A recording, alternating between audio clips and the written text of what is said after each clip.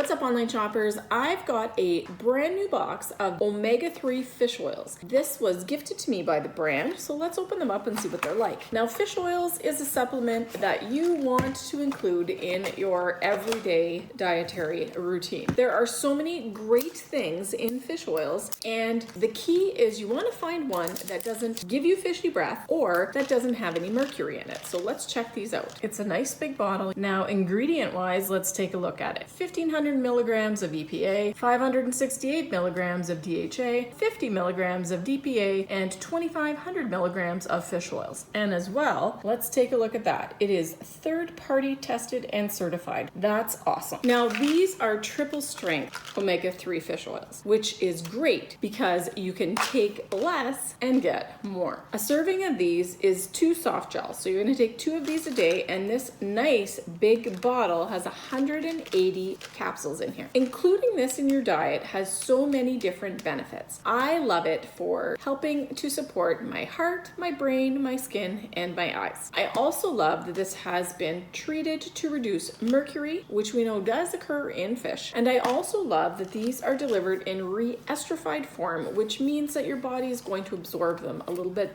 easier than it would any other way. Let's open them up and see what the capsules look like. Doesn't smell fishy. Now, oh, look at that. For moisture absorption, there are the fish oil capsules. So you are going to take 2 of these a day. Now, they're kind of a big capsule, but they are a nice gel capsule, which means they're going to slip down pretty easy. Now, I've been using fish oils in my diet for quite a long time, and I really like this brand. It's a brand I've come to trust, and if they are making it, I'm happy taking it. So if you are looking for a fish oil to add into your diet, this one here, the triple strength omega-3 fish oils from Viva Naturals, is definitely one to consider, and I'm sure it's going to be a family favorite at my house.